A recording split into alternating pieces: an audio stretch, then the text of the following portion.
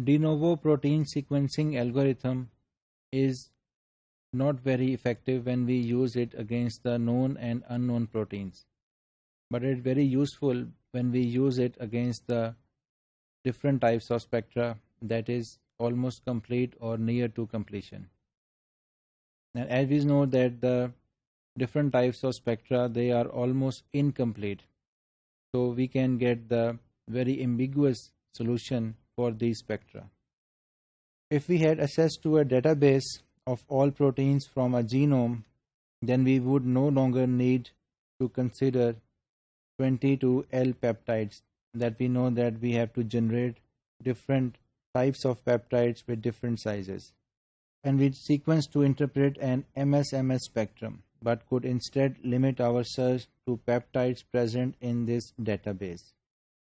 Now the approach to find and identify the specific peptide or the protein is not to generate different types of peptides by using MS, but the new technique is to search the sequence of the protein in already present databases. As for example, if we want to find the answer of any solution that is present in the textbook, we just find the answer in the last pages of the textbook.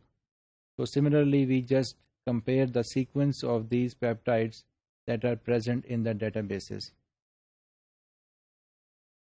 So the best solution means the best sequence of the peptide will be that matches with the peptide that is present in the database.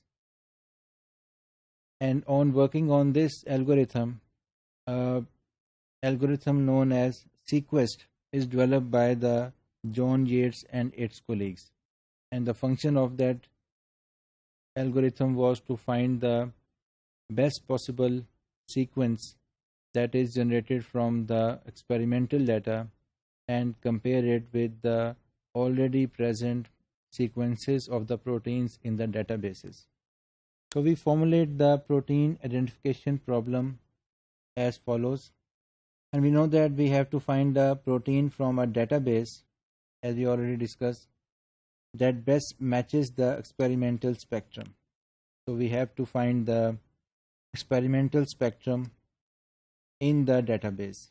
So for this algorithm, the input will be a database of proteins and experimental spectrum S, a set of ion types, and a parent mass M. So the output will be a protein of mass M from the database with the best match to the spectrum. So it will be much easier to find the sequence of the protein by using the spectra that is generated by MS and comparing it with the sequences that are already present in the databases of proteins.